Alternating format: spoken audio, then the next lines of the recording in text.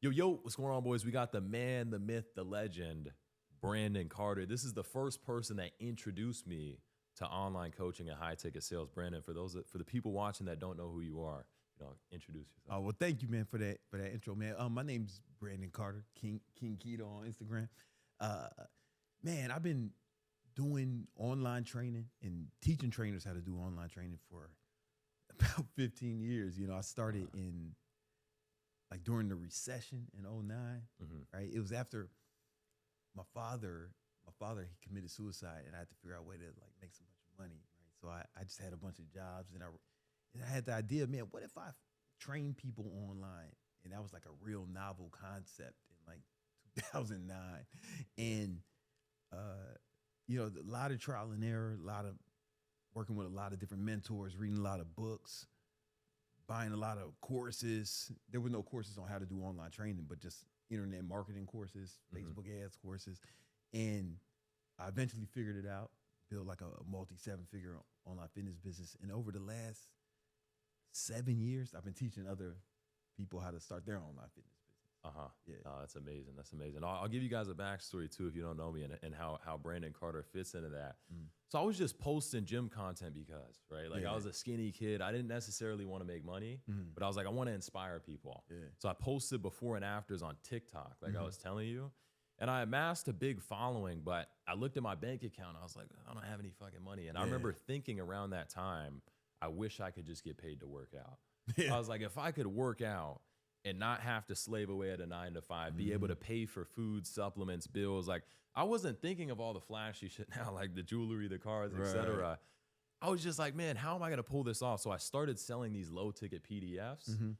And I remember just winging it. I used to give people free advice. I was like, hey, bro, it's $20 for the routine, the diet. Yeah. I remember the first time somebody paid me 20, I was like, yo, that was the symbol of hope. Yeah. So I was running with that, but I couldn't get over 5,000 a month. And I hit this ceiling. How old were you at this time? I was 17, 18. Okay. And I hit a ceiling. I see all the people online just making over 10,000 a month, making 5 figures with less followers than me. Exactly.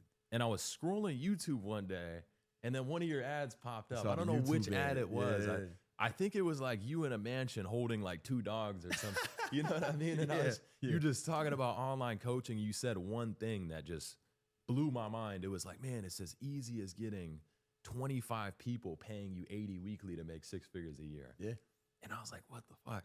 So I went down your funnel. I checked it out. I watched the video. I learned the strategy. I get on the call, and the guy tells me a crazy price that happened to be everything I had at the time. Oh, shit. Right? Nearly a 5-figure investment. Yeah. And, bro, I was scared as shit. I was like, is it going to work? Is it not? Yeah. But my biggest fear was staying where I was at. You know what I mean? In the same exact spot, hating my life. So I went, I'm young. I know I have a safety net. I'm at my mom's house. I'm not going to fail. So fuck it. I sent the wire. I joined the group, and you started talking about high ticket sales. Yeah. And that was the biggest game changer for me, because I was doing social media. So I removed all the low ticket prices from my sites. I took it down. Yeah, smart. I started following the blueprint, posted exactly what you said. I remember I lined up my first call. I was telling you this in the car. Yeah. And I got to the point, I was like, hey, listen, it's $9.97, 4 months. Right. And the dude, he was like, okay, yeah.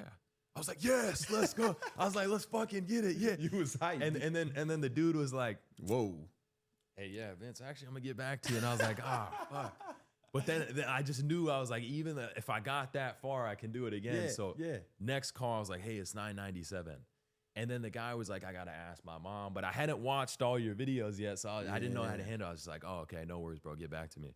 And then he ended up coming back, and he's like, hey, Vince, they said, yeah, let's do it. I was like, oh, shit. So, Nice. bro, the first time I saw that $9.97 enter my bank account, bro, my mind went, if I was selling $20 programs, and I just sold a $1,000 program in pretty much 15 minutes, bro, I'm dividing 1,000 by 20. I'm like, that's 50 people. Yeah. Which would have took me days and days. Yeah, and because you're coaching, you probably helped that guy. You really helped that guy get a result, as opposed to you just give him a fucking PDF or something and be like, all right, motherfucker, good luck. Yeah, you know what I'm saying? Like, you can actually give them a better product, yeah. Because they paid more. Now you're more attentive to them. 100%, bro. So I ran with that, bro. It's crazy too. I remember thinking when I started making 10,000 a month, 20,000 a month, I remember thinking back to you and I was like, man, how much good karma does this dude have? Because you changed my life. I saw other people in the group whose lives were changed too. And I think that's just the beauty of consulting because, I mean, you're helping people like me. And as a byproduct, we help so many people on top of that.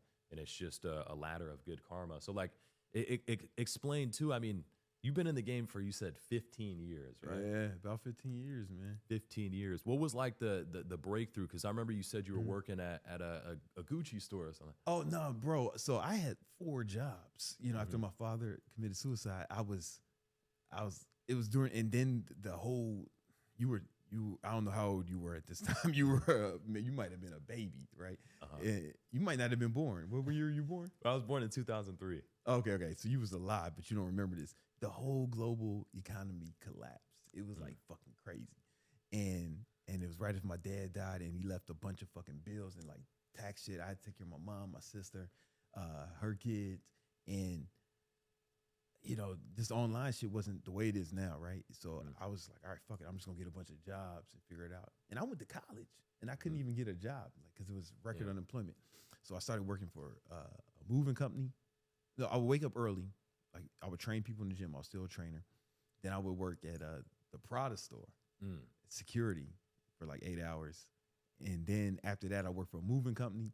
And that was 5 days a week. And on the weekends, I woke up and trained people and then managed a restaurant in Queens. So it was like 12, 14-hour days, 7 days a week for like 2 years. That's nuts. Yeah. Just because, you know, what are you going to do? You know, what are you going to do? The internet wasn't, making money online wasn't a thing back then. And then I had read some books talking about online business, and I was like, word? Then I just had the idea, what if you fucking train people online? What would that be like? And I was like, all right, let me try to figure that out. And there was a few other people doing it at the time, and it was like the Wild West. We were all trying to figure out, there was no blueprint back then, you know? And I eventually figured it out. But it wasn't, I wouldn't say it was a breakthrough for me. It was more of a, you know, the steady progress. I got started making enough money I can quit one job. And then I started making enough money I quit another job. Started making enough money, quit another job. And then I was like, all right, now I can do this full time. And that's probably when things started to take off. When when I was able to quit all the jobs, things really started taking off. Yeah, that's crazy. Yeah. I mean, it's funny that you mentioned that you went to college and still couldn't find a job. Yeah. You know what I mean? Because so many people, I mean, I saw this pattern young. So many people take out these loans, ridiculous amounts to get these degrees. And at the end, there's just nothing. Yeah. You know? It can be difficult for a lot of people, especially at the time, man. You know, at that time, it was just a bad time to be unemployed, no matter if you had a degree or not.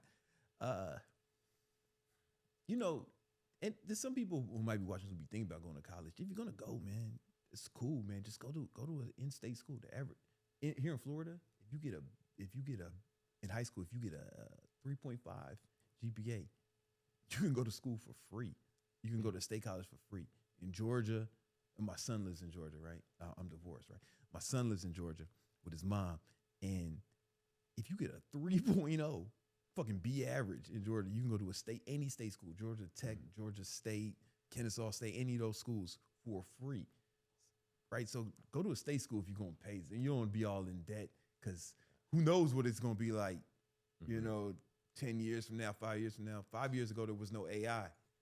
You know what I'm saying? So who knows what it's going to be like 4 or 5 years from now, right? So if you're going to go, don't fucking break the bank on that shit. You know what I'm saying? Yeah. I feel like it's all about finding the right role model and what you want to do too, right? Like, I love the fact that there is college for free, but what I noticed was I didn't grow up around people I wanted to be like. I grew up around people I didn't want to be like. And then I'd see people like you online that were living the life, you know, in Miami, making money from fitness too. And that was when I kind of realized that traditional education will make you a living, and then self-education will make you a fortune, you know? So that's a fact. That was when I went all in. I was like, I'm going to reinvest everything into self-development. It's not going to be college. It's not going to be stocks or crypto. It's going to be back into me. And I always give this analogy, right? Like if somebody is starting out with, I don't know, $5,000-$10,000, if they put that into like the S&P 500, Bro. they might get 6% a year. Even Bitcoin, they may get 100% a year, but that's less than minimum wage. Yeah. But something like a 5-figure investment from me into you, even if at the time that made me, you know, let's just say 10,000 a month, even 5, it's like I'm making an extra 60 to 120,000 a year, which is just that's life changing for a lot of people. You know what I'm saying? And especially what it clearly was for you when you was a kid. You know? A teenager. You know? No, for me, I felt, you know, I'll talk about when I made my first amount of money from what you taught me. Yeah. Man, I was going to the designer store every single day. I was going to Louis Vuitton. I remember I bought shades. The next day I'd pull up, I'd buy shades again. I told Brian, who was the guy I was on the call with, at the time, like, you know, I was telling him I wanted this matte black i8. And that was like the biggest thing. He's like, man, Vince, if you want the i8, you want this, you know, this is what you got to do. Bro, and I ended up getting that car too. Come on, man. Yeah. That's what I'm talking about. Yeah. And it's funny because I did fitness for 2.5 years and made multiple 6 figures from what you taught me. Yeah.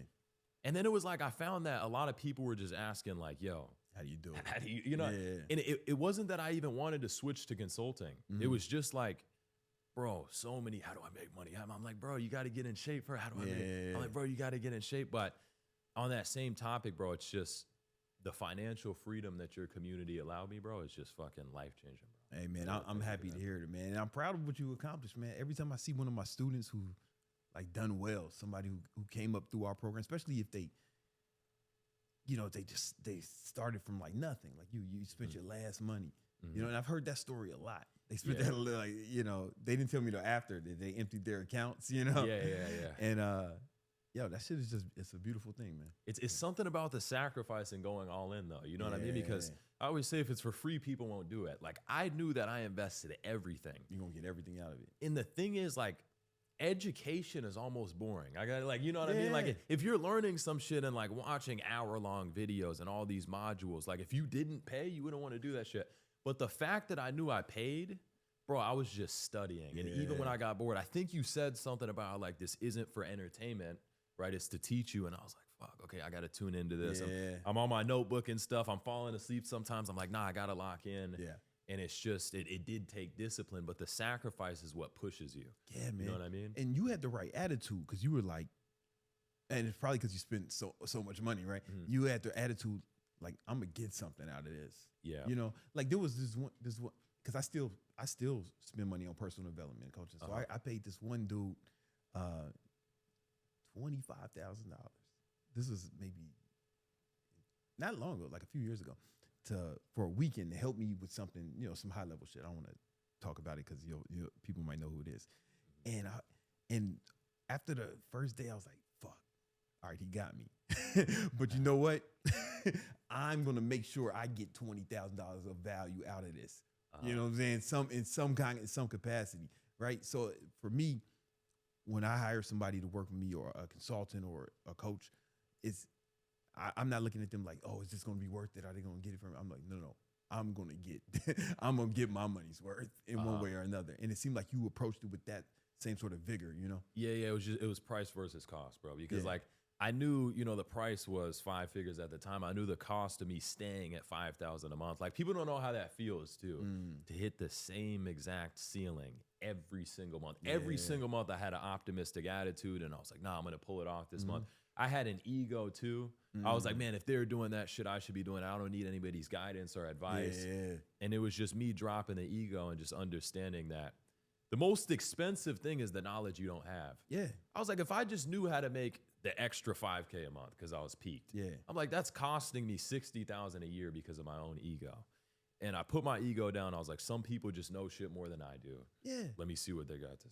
And there's always somebody, man. There's always somebody. Like I heard, it was like right when Hormozy sold his company for like close to $100 million. He paid Grant Cardone a ton of money for like one phone call, one Zoom call with him to learn something because he knew something he didn't know. Right? Like this shit never ends. That shit never ends. Can you imagine? Like, I don't know. That's like somebody saying, man, I've been a Christian for so long. I don't need to go to church. Right? You know, it's like there's always something to learn. And somebody, even if you think you do shit, somebody might have some specialized knowledge that you don't have. Right? There's probably stuff that you know that I don't know, right? I can, this probably, I'm confident there's things I can learn from you, especially, you know, young people, y'all know social media a little different because y'all grew up with it, you know, and I'm sure there's something I can learn from you. Fucking, I learned shit from homeless. I had a conversation with a homeless motherfucker, and he said some shit that was deep. You know, you always got to have that fucking attitude where it's like you can learn something. You know? Yeah, 100%. But it's cool to pick an industry where there's no ceiling too. Yeah, you know what I mean. Like I knew when I used to work a job for 3 days, bro. I had a job at some pizza place. It was $9 an hour at the time plus tips. Yeah. And bro, my genuine mentality, probably kind of like yours was too, around the time you were getting all these jobs. Bro, I thought the harder I worked, the more I would make. Yeah. But like with a 9 to 5 job where it's just, if you work this many hours, this is the pay, bro. After just grinding, it's the same exact, you're gonna get $9 no matter what. Yeah. I was like, I need leverage, right? Like the thing I love about coaching too is that, bro, there's an infinite amount to what you can make. That 5-figure investment that I put into you led to me building what's pretty much an 8-figure business. Come on, man. Just because I made a sacrifice. Exactly. You know, and it doesn't stop, man. It doesn't stop. Like I'm always trying to learn. You know, I'm sure you always too. It doesn't quit. It doesn't stop unless you want to stop growing. Yeah. You know what I mean? That's the only time it stops, is when you want to stop growing. And it's religious too. Like you said too, I took more money, invested in more mentors and self-development, and just kept the ball rolling. But yeah, I mean, I think, you know, what would you say is the mentality to have for somebody who's just coming into online coaching? Just coming into online coaching, I think you have to understand that it's still work. You get what I'm saying? Like sometimes people see me or you and think it's just all motherfucking jewelries and girls or whatever, you know? And yeah, it's that, right? But that comes as a result of the work. You still got to put in work. So like as an entrepreneur, you're working for yourself, you might fuck around and work harder than you did at your job. But but because you know you're going to get more out of it, right? Yeah. Like it's really like the more you put in, the more you get out. Where it's like your job, if you're getting paid by the hour, you're getting paid by the hour. No matter how you can. That's why people like fucking will slack off. Or I remember when I was working for the moving company, man, I was like, yo, we getting paid by the hour. Slow down, homie. Let's get a few other hours out of this, right? But it's the opposite with this entrepreneurship. You gotta really want to dedicate yourself to the goal. You know what I'm saying? That I would say that. I understand it's not a get rich quick scheme. You know, it takes work. You know, it takes work. That's what I always tell people. Nothing works unless you work. Like if you just think that you're gonna pay a certain amount and magically get rich overnight, that's how people's brains work, though. And it's just like, you got to put in the effort. Was online coaching your first entrepreneurial venture, or did you have other things? It was my first legal one for sure. You know, know, it wasn't. And it just wasn't a thing, man. When I was, you're 22, when I was your age, yeah, man, we ain't had the same kind of options. You know what I'm saying? It wasn't, you know, because I went to college. I remember when you said earlier that the people around were like people you didn't want to be around. That's why I left, because I'm from Chicago, the South Side, and I was like, I gotta get the fuck out of here. You know, otherwise it's gonna end up like my friends who stayed. A lot of them are gone now. You know what I'm saying? Or either that's jail. I got friends doing life. You know, and I had to get out. I had to get out of there, right? So I had to go to a different city. And you know, even when I got out of college, it was just like I still had this drive to want to make real money, you know, real money. And I found out pretty quickly that it was going to be difficult, you know, with a 9-to-5 job to make that real money, you know. And I was down to do it, but I think I got into some stuff that wasn't. I don't want to say on camera. I mean, it's past statute of limitations, so no reason for anyone to go look at it and say any of that, right? But it was my first successful thing. You know, I think I tried a few other things that were legit as well, but this is my first. I had a lot of failures. You know? I got signed to Sony Records as a rapper. Really? Yeah. That's nuts. I didn't even know that. I got signed as a rapper and producer, and I got dropped when they merged with BMG, but I was still in New York. So I was like, all right, you know what I'm saying? Let's figure this, you know. Yeah, that's awesome. And there was just a lot of opportunities at that time to get yourself in some trouble, you know. Yeah, yeah. Oh, I think that's how everybody starts though, right? You start thinking of money. Like a lot of the time what's flashed in front of you is the wrong figures to look up to. Yeah. So I was a kid and I was listening to all this rap music about stealing, shooting, robbing. I'm also half black too. So like what's the first thing I'm gonna do when I hear that? I'm going into backpacks and stuff. Yeah. That caught up to me too. The police come to the front office. I'm known as the black kid who steals in school. Oh, the black. So you was like, you grew up in like a all white school. So I was half black. Yeah. And it was pretty much like, but that actually put some type of fire under me where I was like, I'm going to prove all these people wrong. Yeah. Like people don't get how it feels to have a high school of 2,500 students and you're the only one that's a different color and you're the black kid that steals and they're right. And they're right. And they're right. You know what I mean? So and they're right. I took that shit personal. You know, I put my head down when I was walking to the city bus because everybody got to take the school bus and everybody was driving Mercedes. Their parents got them. What city you was I was in Arizona. Got it. But you know what they were saying when I walked to the bus stop? They were calling me the N-word. They were saying all these terms and et cetera. And it just lit some type of fire. I never had a weak mentality. Yeah. Right? Like I didn't get depressed. I got pissed off. Yeah. And I was like, they're going to see me in 2 to 3 years. You know what I mean? And bro, I tried fucking everything, bro. I tried everything they tell you now online. Yeah. I tried drop shipping, reselling. That was the first thing. Yeah. Selling sneakers, got scammed, and then I was like, "There's no margins. This isn't a good model." I tried the drop shipping. Yeah. I was selling jerseys, so I'd get like knockoff Alibaba jerseys. When it was NBA season, I'd put them on eBay, but then the fees ate me up. I didn't have money for ad spend. I tried day trading at the time, and you know, I made a little bit of money with that. Right, I had $1,000 account, made 600.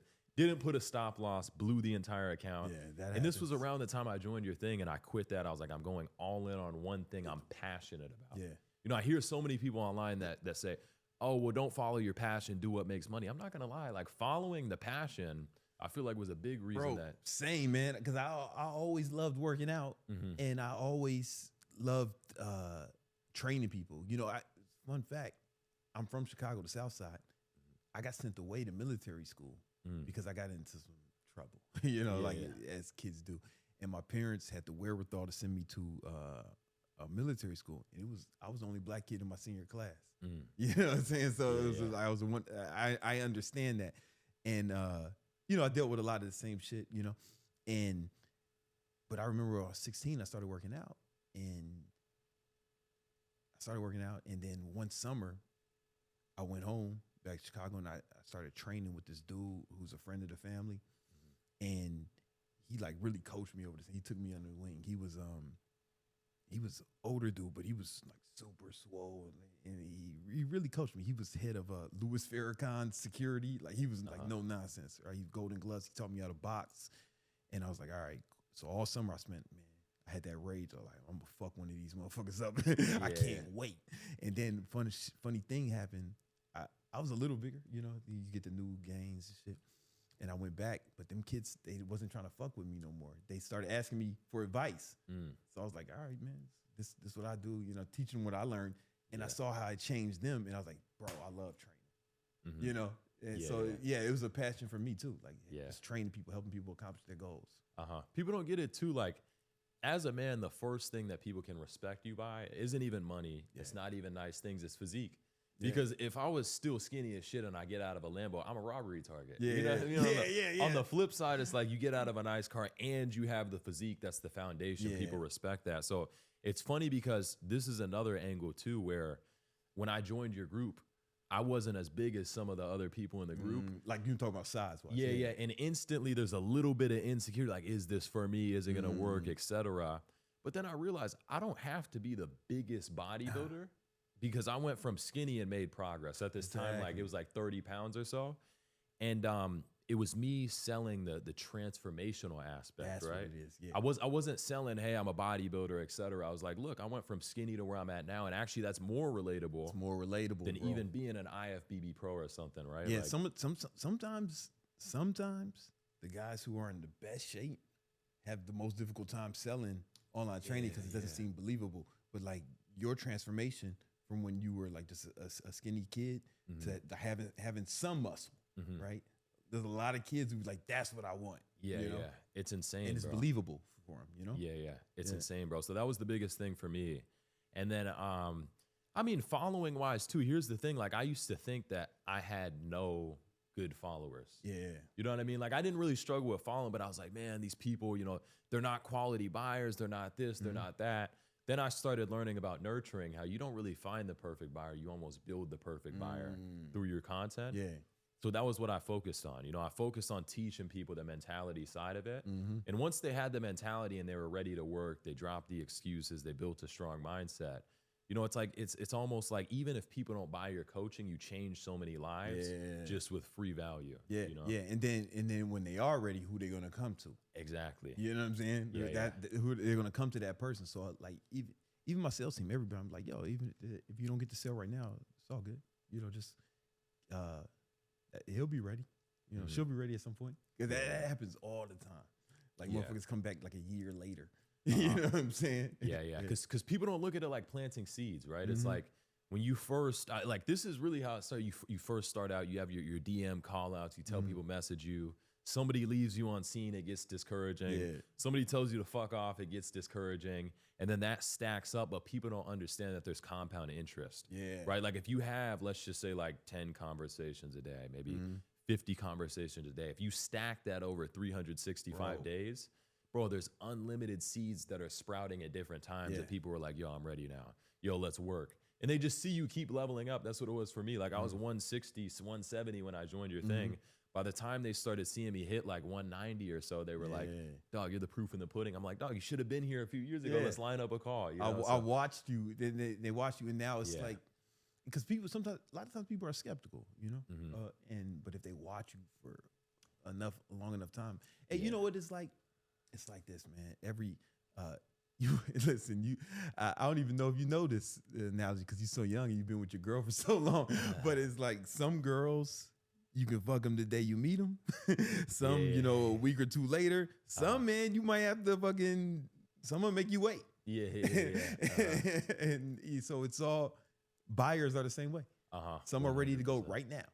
You know what I'm saying? They let anybody sell them. 100%, bro. But some, you know, they really take their time, and that's okay.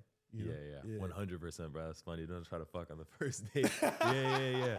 Right? But that's how it is, though. That's how it is. But I want to talk about this because you brought this up. That's really eye-opening. What I've found too is that some of the guys that have the best physiques have a hard time, but I want to ask you, what's the number one success trait or quality that somebody has to have to succeed inside your community? Inside my community, they really have, I'm trying to think of the best way to articulate it. To succeed in my community, the number one trait is, I would say, it's almost cliche, but it's determination. Right? Because sometimes people will talk to someone in a DM and they'll talk to maybe 5 people in a row and they'll be like, man, I can't get, they don't get them on a call or they get left on scene. They're like, I don't want to do this, you know? But the person who's determined, that motherfucker's going to keep going, right? Or they'll post some content and it won't get a bunch of views, right? But I've seen motherfuckers make 20K with like 1,000, 2,000 followers because everybody who viewed their fucking shit, everybody who commented, they gonna DM them all with a video.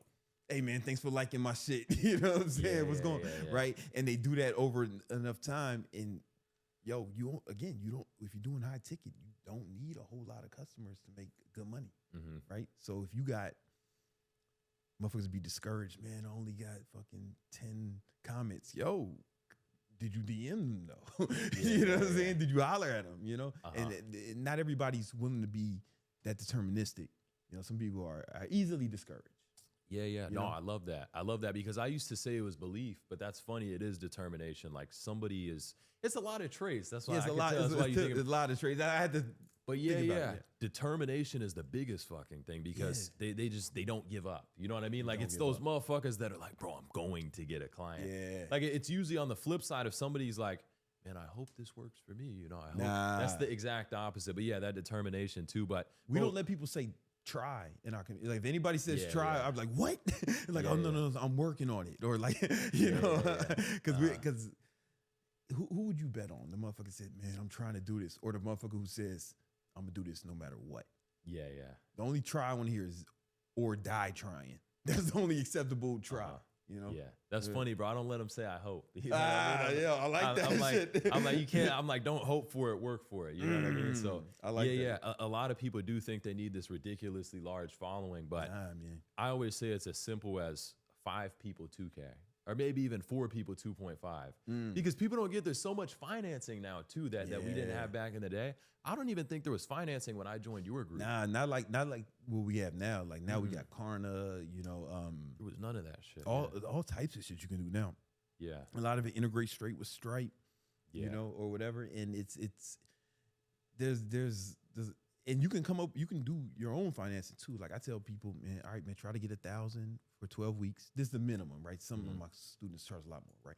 You know, especially if you're just starting out, you know, you might need, like you did, you know, you ain't never fucking charge nobody 1,000 for something, right? Yeah. So, but you got your feet wet with the first 1,000. But I was like, man, if you can't get the 1,000, break it up in monthly, 200 a month, right? And if you can't get that, make it weekly, $80 a week. That ends up being like $11. No, for the 12 weeks for 1,000, that's like $11 a day. It's not fucking crazy, right? But if you $80 a week, you get 25 people paying you $80 a week for 52 weeks. That's $104,000 a year. You know, now you're making 6 figures with 25 clients. You don't need 1 million followers for that. You don't need 300,000-400,000 followers for that. You know. Yeah. And for those of you guys that don't get what we mean by financing, there's software and companies that allow somebody to join your fitness program now with nothing out of pocket sometimes. And you get it paid. And they pay over time. You get the full amount, the 1,000 and 2,000. So that was like a game changer for me, bro. It's funny because before that, I was doing like 30,000 a month or so. Yeah. And then I remember I had a homie in the gym. It was, I don't know if you heard of Hakeem. It was Hakeem, homie Hakeem in the gym. He does consulting too. And I was like, bro, what are you doing to get all these people that don't have money into your group? He's like, Vince, I got financing. And like I paid him for an hour to set it up and everything. And it's just, bro, it's nuts. But yeah, like people don't understand there's so many different ways to make money in the online coaching game. There's high ticket, which is my personal favorite. There's breaking it up, which is recurring revenue. Yeah, sometimes that recurring revenue was dope too, because if you don't get a bunch of clients, it's like, all right, shit is still straight. You know, it's like you don't have to restart at zero. You know what I mean? Exactly. Every single month, you're not back at square one. You have some clients that are renewing, that are refreshing. And really, I think that online coaching is the number one way to guarantee financial success in modern day time. Because there's all these opportunities, right? You hear about the real estate, you hear about the crypto, the day trading, et cetera. One thing I noticed was a majority of the people that taught these different things made a lot of their money from coaching. A lot of them do, man. I know a few people who make more money doing what they teach. You know, and there's a few of them out there. Yeah, and for sure. Especially somebody just starting. You know, like coaching is easy because no startup costs. You know, you don't have a whole lot of overhead. You can start one man. You don't need employees and shit. You know, all these other shit. There's like variables. You know, there's like weird variables. Like you either got to have a lot of money to trade. You got to have a lot of capital to.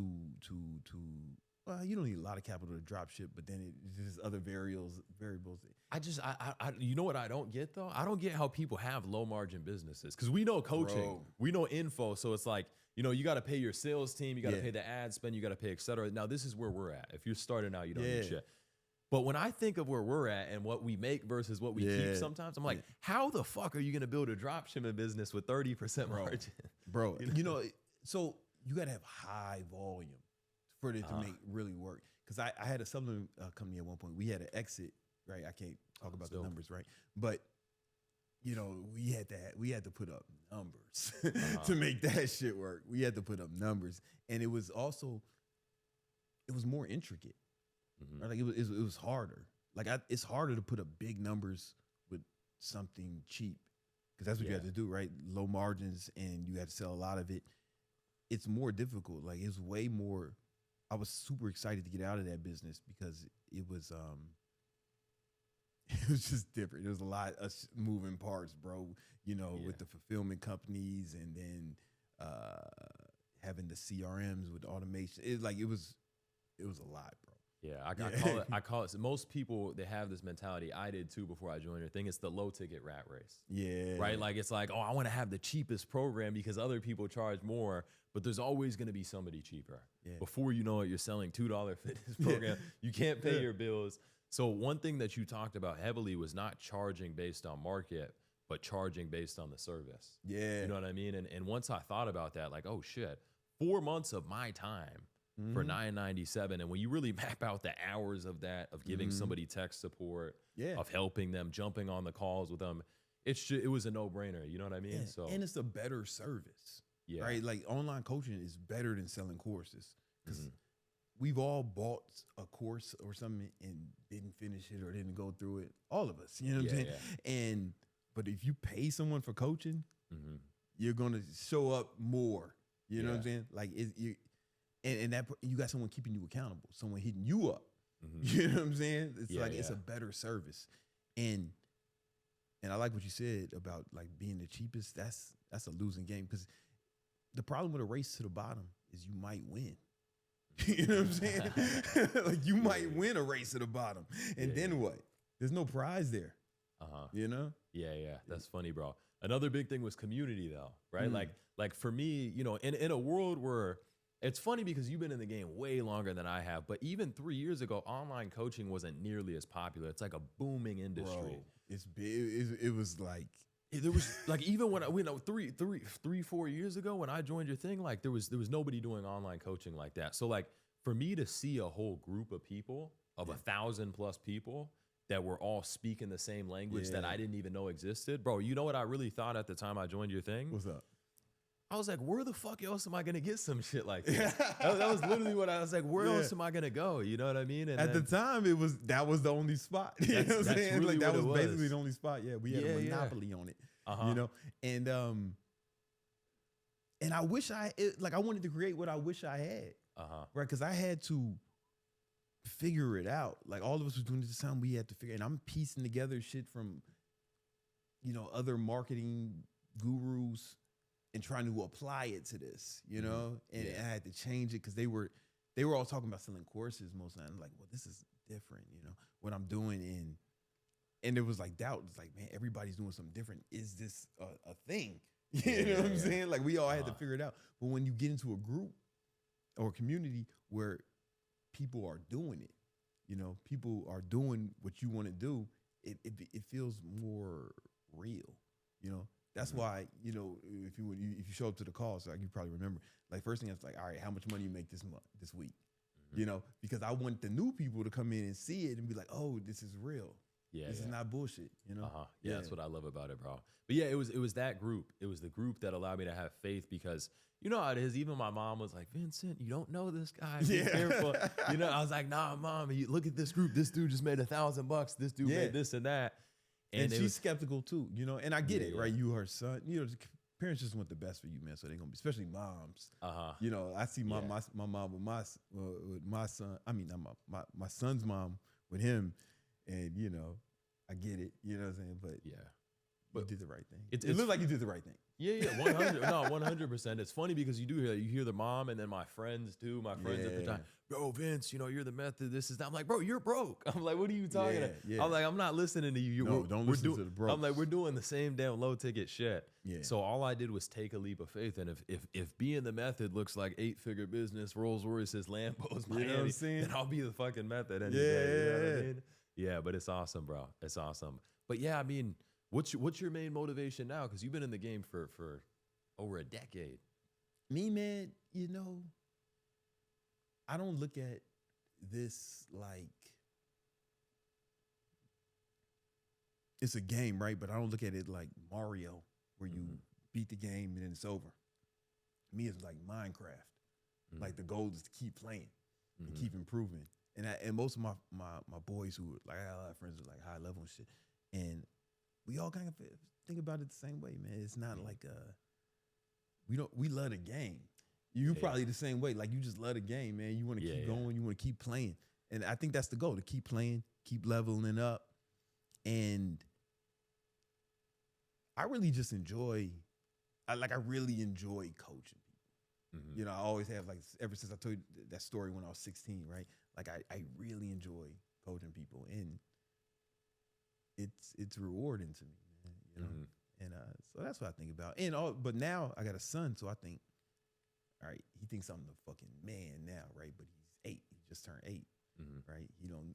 He's right, but he don't know no better. He don't have nothing, you know. He don't know better. What happens when he's an adult or like in high school, right? If I'm not the man objectively Mhm. at that time, then I feel like other people may have like a little more influence over him. You know, Uh-huh. does that make sense? Yeah, yeah, that makes Yeah, sense. yeah, yeah. That makes sense. But if we if we flying private and doing dope shit and you know, Mhm. oh, all right, you know, no, and my dad is the man, and when I tell him something, it's like it's coming from me, right? It's coming from someone who fucking really, who's admirable Yeah, yeah. in all respect, right? Not like physically, you know, financially, mentally, spiritually, like in all respect. Like this dude is admirable. So I feel like my words would hold more weight. Uh-huh. Does that make sense? Yeah, yeah, 100%. I can't relate to having a kid, but Yeah. I can understand the aspect of when you do want it to be the role model. I think it's funny that you talked about how your dad passed, but one thing that drew me to you too was my dad passed when I was like 8. You know what I mean? So I heard your story of your dad and how, you know, he was giving you advice and you wanted to live up to that. And I was like, damn. I think it's almost symbolic. You know what I mean? I gotta try this because, you know, my dad would tell me the typical things, you know, middle class family would work hard, save money. And, you know, I just watched the traditional education route that he took. And my mom bought a house in 2008 too. And they both got wiped. He had to sell the dream house he built. And it was like, that's fucked up, man. yeah, it was crazy. Yeah. Because I watched them work their entire lives. And then lose it And in then 1 year. Yeah, doing everything that was right. Doing everything that they right. were supposed to do. Yeah. You know what I mean? And I took that personal, bro. I was like, nah, fuck that. I was like, I'm gonna be the man now. Bro, you've allowed me to retire my mom. Come on, you know man. what I mean? Take care of the fam. And I feel like that's what it's about too. People don't get that. When you've been driving nice cars for like, I don't know, 3 years, like you've been driving Lambos and nice shit, it really isn't about more money outside of the game perspective. Yeah. It's like a checkpoint almost. It's part of the scoreboard, yeah, you know. exactly. You know, because if you're playing the game, there's got to be some way to measure it, you know. Yeah, yeah. At the same time, it's like, especially when you get older, you know, it's that shit is less. I don't want to sound like one of them motherfuckers, you know? Like, you know what I'm talking about? I don't want to say that because it's for sure important. It's for sure important, but it's once everything's covered, you know what I'm saying? You don't have to worry, and you're not running from anything. Like initially, I was running from anything, and you're not running from anything. Even if you stopped fucking running, you'd be good for a long time. Once you get to that point, now it's just like leveling up. It's more about who you become than what you get. You know, all that shit, like your car, your jewelry, your crib, all that shit, that's a result of the man you've become over the time, right? You know what I'm saying? Yeah. Like if you become the man, then you can get that thing. And if you don't want those things, you can get whatever it is you want. You get what I'm saying? But it's a result of the person you become. And then the things, they take care of itself. You know? Yeah, I got to make a disclaimer. Having money is amazing. You know, it's fucking fantastic. I saw a reel that you made. You're like, man, I don't know what the fuck they're talking about. Oh, yeah, money. it's like no, that's fact. Money matters. You know what I mean? You need the freedom. You need all of it. But what we're telling you is after beating that portion of it, which I feel like I always say life's like a sandwich. The bread comes first. You know what I mean? Then after that, it's just, it's the rest of it. So you got it. There is no problem that can't be solved or at least improved with enough money. Right? There's an amount of money that if I had it, my dad wouldn't have killed himself. I know that. You know what I'm saying?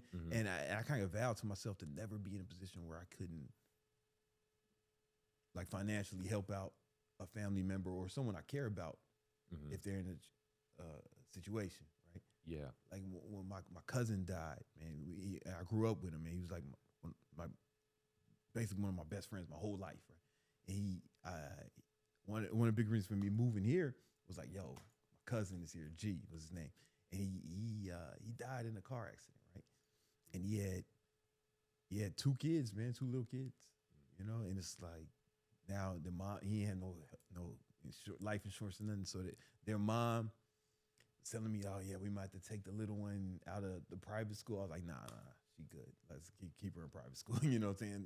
I take them school shopping. Now they like my kids, you know, to a certain extent. And had I not taken financial success seriously, I wouldn't be able to be there for them.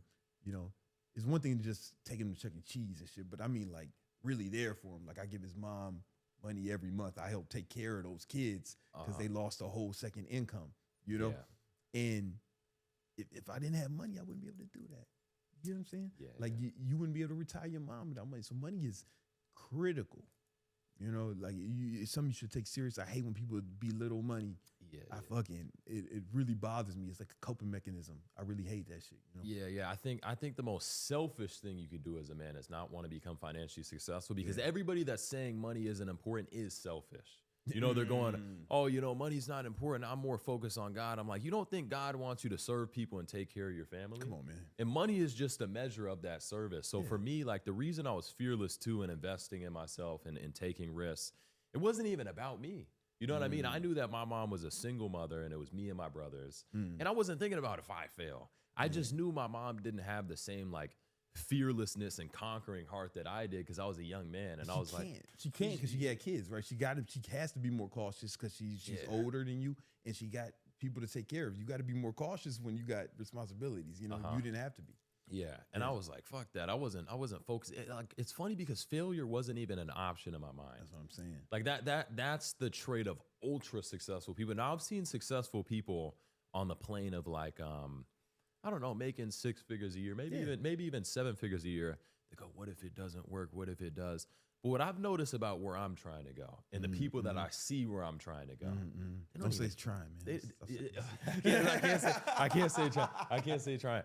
But the people who are where I want to be, I know this. It's not that they don't question themselves. It's that they built the mental muscle to neglect any negative thought that contradicts what they want. You know what I mean? So that was what I built over time. And I don't know what taught me that. I don't know if it's a skill that you learn over time, but people don't understand success is 95% mentality, 5% strategy. Like I had, you know, I'd say 80% of the mindset to where when you just gave me the plug and play blueprint, I was ready to run it. But what I see about some of the guys that can't become successful with something like consulting is they can't become successful in any area because they got to fix this. They're perpetual failures, you know?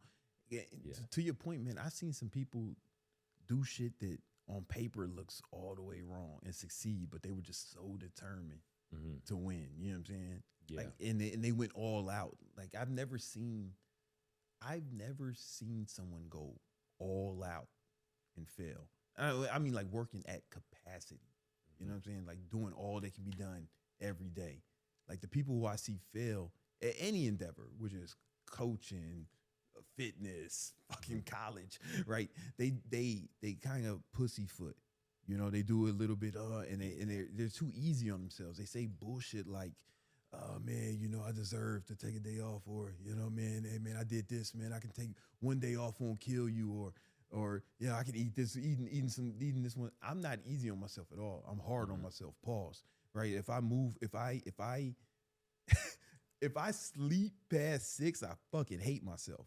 You know what I'm saying? Like it's I can, but it's like, man, I'm working I'm working on pushing myself to the limit. That I want to see what I'm capable of. You know what I'm saying? I don't want to get by. I don't want to do nothing. I want to see exactly what I'm capable of.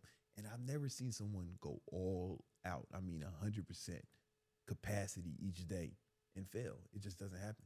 You know? Yeah. And I always say this too, the cure to depression is progression. So I want to talk, because a lot of men, like, I wanted to kill myself when I thought it was just school and getting a normal job. Bro, I was rubbing erasers on my wrist and shit, no suicidal shit, but I was like, I do not want to be alive.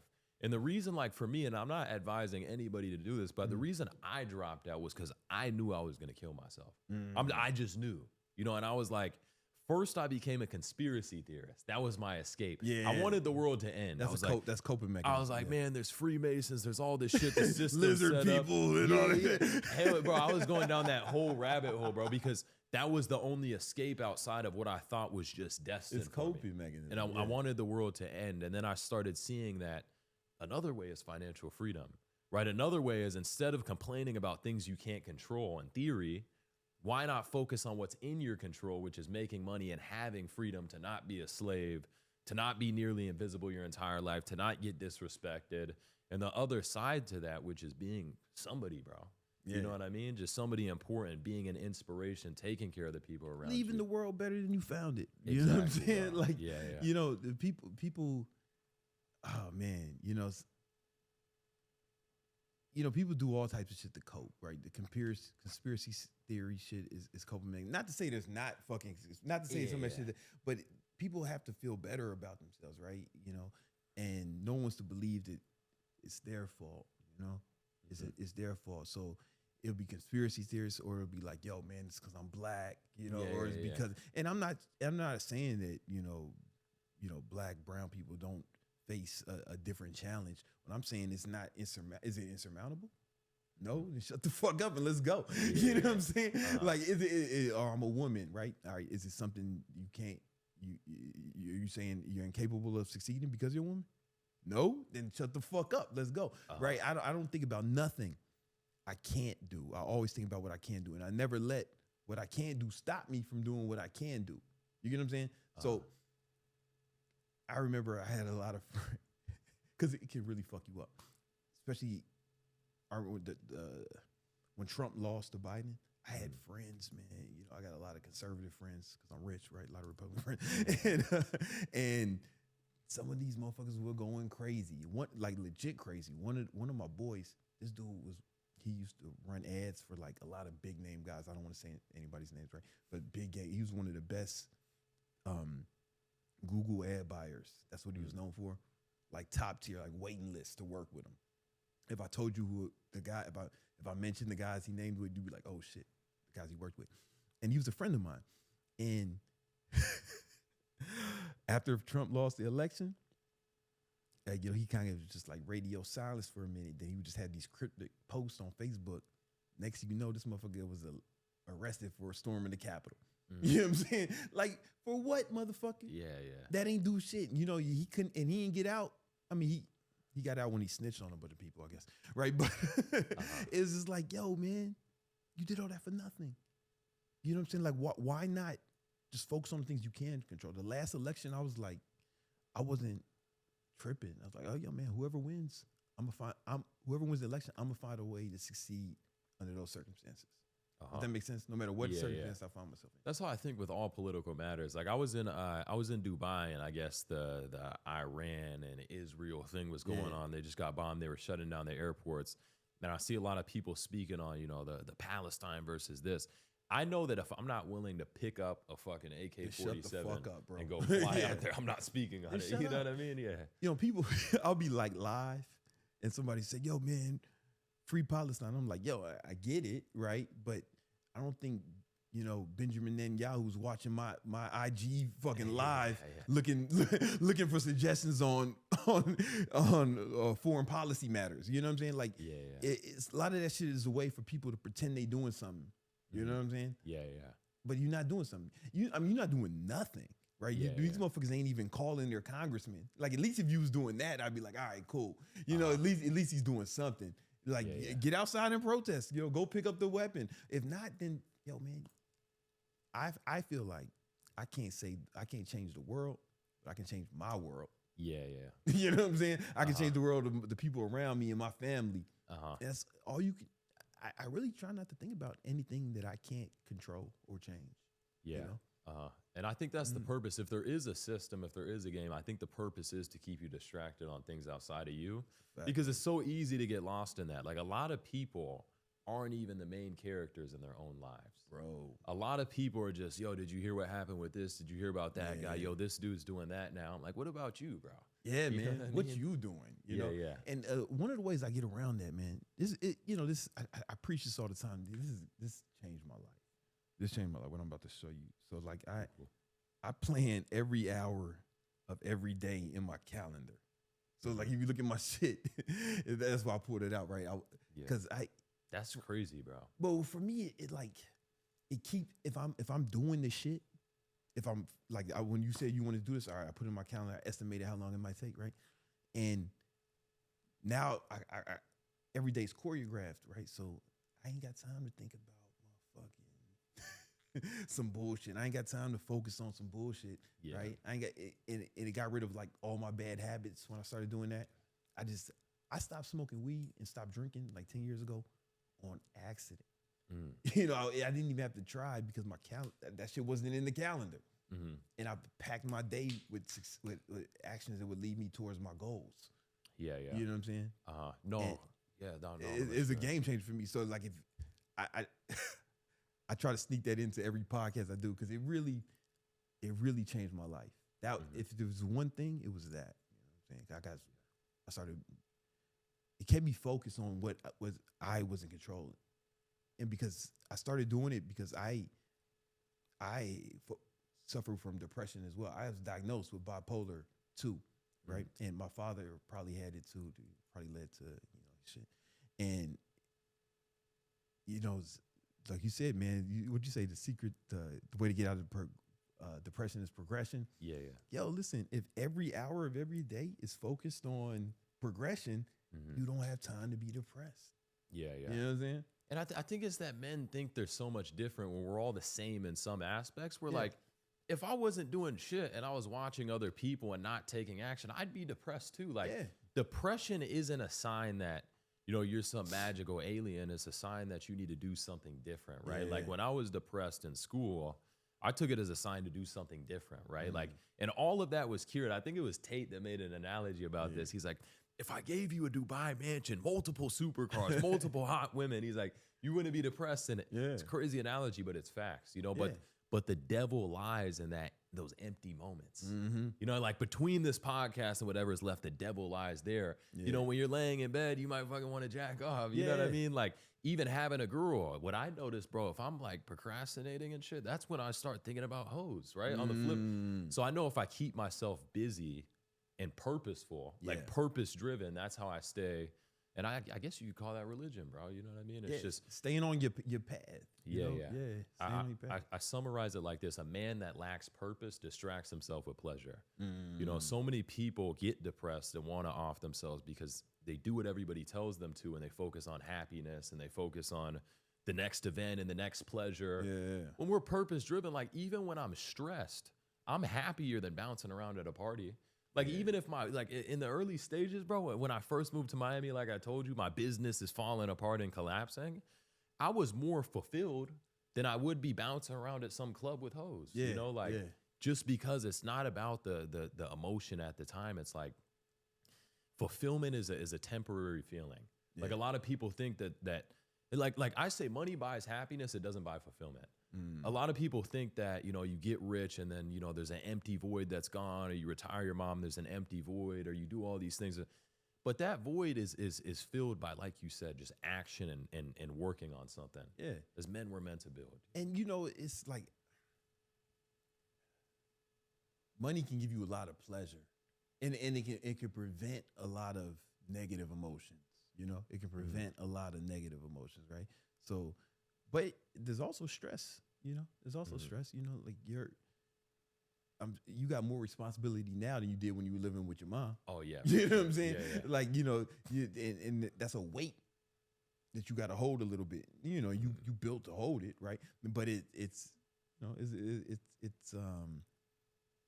whole idea of, man, I just want to be happy. Like that sounds like comically unrealistic. Like every human being is gonna experience a full range of emotions. Sometimes you're gonna be happy, sometimes you're gonna be sad, sometimes you're gonna be confident, sometimes you're gonna have some insecurities, sometimes you're gonna have some doubts, sometimes you're gonna be fucking super, full of confidence. Every human's gonna experience the full range of emotions. It's just how you deal with it. There's no version of reality where your life's just gonna be unbroken boulevard of green lights. You know what I'm saying? Yeah. Like you're always gonna have something there's always something. And at every level there's a new devil. Right? Like you got more temptations now. Like now you can fuck your life up way more, right? If you get caught in like a whorehouse, it's news. You know what I'm saying? You feel me? It's like motherfuckers gonna make videos about it. It can fuck around and go viral if you do some shit bad now. So it's like you got, I tell people it's like driving a car. When you're driving it slow, You can have fucking foot up. You can be drinking on the phone. You start driving that fit pad. You hop in SGVJ. You might turn the radio down. Right? You got to be more focused the more successful you are, because now it's more dangerous. Have you seen it? Like, you've been here long enough. You probably seen it take some motherfuckers down, like drugs, girls. 100%. Yeah. And I love that you said that. At every level, there's a new devil, and that devil is stronger too, right? Bro. Like, people don't get this. Like, I don't even mean to sound fucking egotist. Where I'm at now, I could get any damn girl that I want. Yeah. I could pretty much buy anything that I want. Unlimited fame and publicity. You know, I could dump unlimited money behind getting views, attention, etc. But I still just choose to get up and work. You know what I mean? And because I know at the end of the day, all of those are pleasures, and what makes me satisfied is purpose. I always look to the Bible and the story of King Solomon as an example of somebody who was given everything, and that self-destructed him. And that's what we see. It's biblically taught that every single king falls victim to some vice, whether it's women, whether it is the drugs, whether it's gossip or whatever it is, and it destructs them. So I feel like what keeps me focused on my mission is I do think there is a higher power, and I do think that I'm just used that as an example. Yeah. And the reason man, I'm really I didn't mean to cut you off, man, but it's so good to hear you say that, especially like as a young man, you know, like, because like you said, I've been in this game long. I seen motherfuckers come and go, you know, and I seen people reach super heights, and then that shit you talking about right now, it took them out. Yeah. And they not with us right now for whatever reason, you know, or they not around and they fell off. And I know some of these people personally is worse than it looks. You know what I'm saying? It's worse because you know, a lot of times people come to me. Like I've had dudes, like pretty famous dudes in the fitness industry, hit me up, be like crying, talking about problems they're having that, you know, even though they look like shit is going right. So it's so good to hear you say what you're saying, like you got your head on your shoulders, because it gets more dangerous the faster you go, bro. Yeah, 100%. And those people come to you because you're the one that gave them the success. You know what I mean? Or help contribute. Winners are going to win. Winners are winners are going to win. Yeah, 100%. You know what I'm saying? Like if it wasn't me, maybe you would have found something else, or someone or something else. You know what I'm saying? Like my boy Myron from Fresh and Fit. Like he joined my program.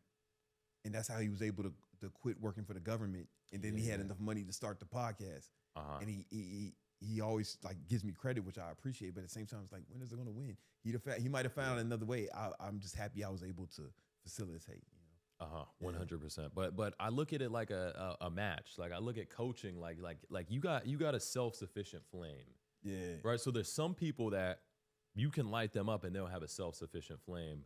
There's some people you light up and the flame dims out or it dies when you're away from them. That's true. You know what I mean? So like, but yeah, I mean, in general, bro, it's fucking amazing what you taught me, and it's amazing being able to help so many people as a byproduct of that, bro. And it's hats off to you, bro. Oh man, you know what I mean? Thank you so much. I really appreciate it, man. It's just happy to hear. I love coaching people, right? So like, I want to see it. You know what I'm saying? Oh yeah. Shit. Yeah. Let's get it. Well, you down to knock out a few questions that you had some questions for me. Yeah, just a few. Man, just a few. Also, what Brandon taught me, I just made 30,000 on this podcast from stuff you taught me, bro. Oh, come on, man. Let's go. That's, bro. I think that's, I don't know, 30 or 40, one of the two. But let me go to Instagram, because a lot of people had specific online coaching questions. So one of them, you know, let me see. I want to get a good one. What would you say is the biggest mindset difference from 0 to 10,000 a month versus 10,000 to 100,000 a month? 0 to 10,000 is they're running away from something. You know what I'm saying? They're running away from poverty, or they're running away from bills or struggling, right? And a lot of people will stay at like somewhere between 5 and 10 because they're comfortable, right? To go, for most people, to go to 20 and beyond, they got to want something more. It's got to be, because the utility of the money between 10 and 20 is not drastic. You know what I'm saying? It's not drastic enough. So now you got to be doing it for a different reason. You know, it's got to be more about it's got to be more internal than external. Just the 10,000 is just external. It's just like, all right, man, I want to get rid of these bills. And then a lot of people get comfortable and stay there. Like I got students who stayed there for years. It's self-imposed. You know what I'm saying? It's self-imposed. But then to go somewhere else, it's got to be a different kind of drive. Yeah. No, I relate to that completely. I think 10,000, like you said, it's more just focused on bills. Like you said, bills and shit. It's like, how do I get by? Like, it's not really like, I guess it is a goal, but when I ask somebody their goal, they're just like, I just want to pay my bills, right? Like, but yeah, I think people like us are actually insane. And to the sense of like, probably it's statistically 0.01 or whatever of income. You got to be a little bit cuckoo where it's like, I just like seeing the number go up, and I know when the number goes up, you help more people. Yeah. Right. So like, another thing that people said too is, and we already answered that one, but I don't know. As a father and as a role model to so many people, how would you define being a real man? Skills, status, etc. What's your take on that? I would define being a real man as someone who's not only can take care of the people around him, like the people in his life, his family, but also be inspirational, be a role model in every respect, like financially, physically. I mean, you can be a fat dad, right? But you won't have as much influence over your kids. I'm telling you, man, it's different. Like when I show up to my son's school, kids want to fucking jump on me. They want me to lift them up. They're like, oh, you got muscles, and I see my son, like, it feels good to him. It's like it's a role model in a way where I know I'm more influential to him, than maybe another guy, and that's very important, because what you don't want is your kids to grow up and be influenced by the wrong thing because you didn't fill that void, because that void is going to get filled. You know what I'm saying? They're going to look up to someone. And I'm not saying that he won't look at the fucking Rock and be like, oh, I want to be like him, or not. Like, I'm not. What I'm saying is, I think every man should improve his status in every respect to the point where his kids look up to him and take what he says seriously, right? Because if you a motherfucking fat, broke motherfucker and you telling your kids to do something, especially when they get older, like, when they're like young men, and be like, I listen to this fat. I mean, come on, man. You know what I'm saying? Like you tell your kid, man, work hard, but you a janitor. Cool, you're right, but are you influential? Yeah. No, I'll give you a deeper perspective to that. First off, I have to give all respect to my father. You know what I mean? Yeah. He raised me. I think he was making like 6 figures a year or so. Got wiped out, etc. Right? Grew up very athletic. Fucking dunking basketballs over 2 people, etc. College sports. But one, not incorrect decision, but one habit that he had was, unhealthy eating. He kind of ignored his health when he was younger, my age, and 30. He's like, man, fuck that shit. I'm invincible. And it did catch up to him. I never saw that version of my dad, right? Like I never saw the healthy version that could dunk basketballs with me. He'd pull up to the basketball court and he'd go, man, Vince, I don't got it. Go shoot some hoops. I'm going to be here watching you, etc.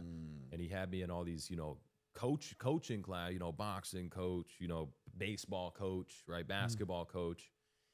And a lot of dads that are watching this, like, people don't understand that Brandon's coming from a place of heart, because if you don't focus on that shit, that is also selfish, to where I'm not saying I lived a horrible life where I didn't, but it sounded like, he was trying, But that is something that I would want. And I love that you're being the example for your son of somebody who did those things, and he gets to see a strong, healthy version of you. He wants to like do push-ups.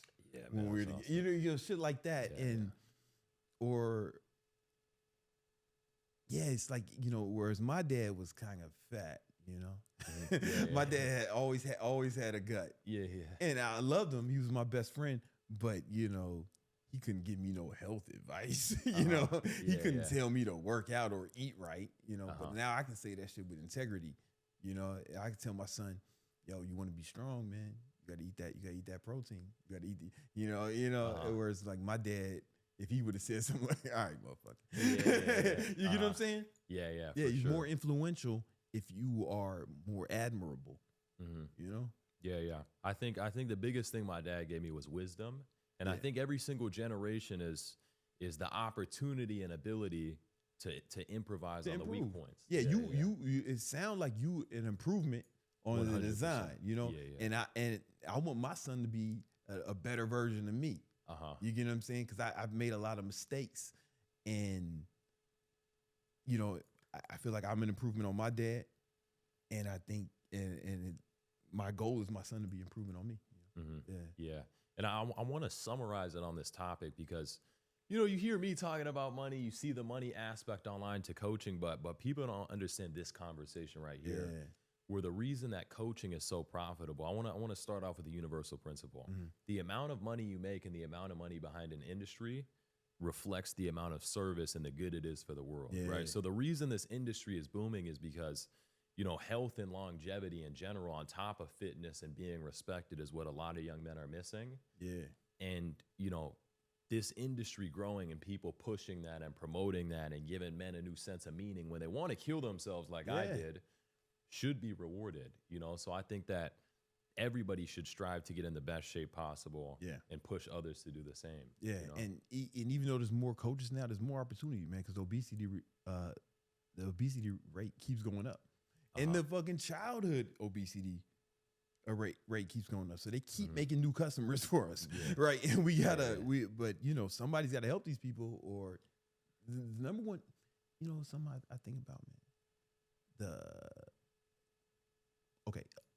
1,500 Americans die every day of obesity-related diseases. That's, to put that in perspective, on 9/11, fucking 3,000 people died. So it's like a 9/11 every other day, but it's happened so gradually that it's not like a headline. You get what I'm saying? But it's really killing people. Like, we're really doing something as especially as trainers, man. We're really doing something that's important, man. Because you've seen it when you train people, like their whole personalities change, right? People become better fathers, better mothers, better employees. A lot of times they start making more money because they have more confidence. Like they get out of depressions, you know what I'm saying? And like, we're really doing a lot of good as trainers. Yeah. And I feel like this podcast mixes, you know, a younger generation, because I was born, you know, decades after. I was out of college when you was born. It's younger and older, because what I found is, like, where you're at, you know, it is more of a dad perspective, a health perspective, longevity. With young guys, it's more so they want to off themselves because they're just not important, fat, skinny, etc. So I feel like it's like young meets new almost. You know what I mean? I heard a lot. I heard this statistic that a lot of guys your generation are like virgins, like a staggering amount of them have never been with a woman. On accident. You know, like not even trying. And that's crazy. No, it's nuts. It's nuts. And bro, it's because exactly what you said. Like, the testosterone lowers every single year too. It's more and more normal to be obese. And when people think, like, people are still watching this thinking, well, I'm not a bodybuilder, I can't do coaching. You just said 80% of America's obese. Yeah. You don't think you can't find one client? You know what I mean? One high ticket client. You don't need a lot, man. You don't. That's the beauty of you don't need a lot to make a good living. You know, and so maybe people don't want as much money as us, right? But you know, $10,000 a month, that changes a lot of people's lives. The median income is like $50,000 in America, right? You making more than an average American at $10,000 a month, like more than twice, right? That's $120,000 a year. You know, that's good money. You know, like, you can make a living doing that. Yeah. You know, and it's not difficult. And I spoke to Brandon about this off camera. We were walking in, but even you said this, and I think that shows character too, bro. You got crazy testimonials like me, who's at damn near $1 million a month, or other guys. But you use the ones that are realistic because you know there's a disconnect, right? If somebody sees some motherfucker making hundreds of thousands, somebody's like, what the fuck? But he purposefully, you know, lowers his crown to, like, appeal to the average person, right? Like, we got a few like people like you went in the coaching, now you do $1 million, which is fucking fantastic. But we got people doing, like, we got just online training, doing over $1 million a year. Damn. We got this one girl who's going to do $2 million a year. That's nuts. Just as an online coach, right? Yeah. But I don't really put those testimonials out because I feel like the target market, you got to stair step them into that shit, into that kind of belief. You know what I'm saying? 100%. But yeah, it's awesome. But yeah, Brandon, this is a dope podcast. Where can they follow you? Man, the easiest place is my Instagram, King Keto, or YouTube. Search my name, Brandon Carter. You'll see all types of shit. It's dope. Yes, sir. Let's get it. You guys can get me too at Vincent Fisher _ FISCHER on Instagram, TikTok, and YouTube. Let's get it. All right, peace. Hell yeah. Thank you, man.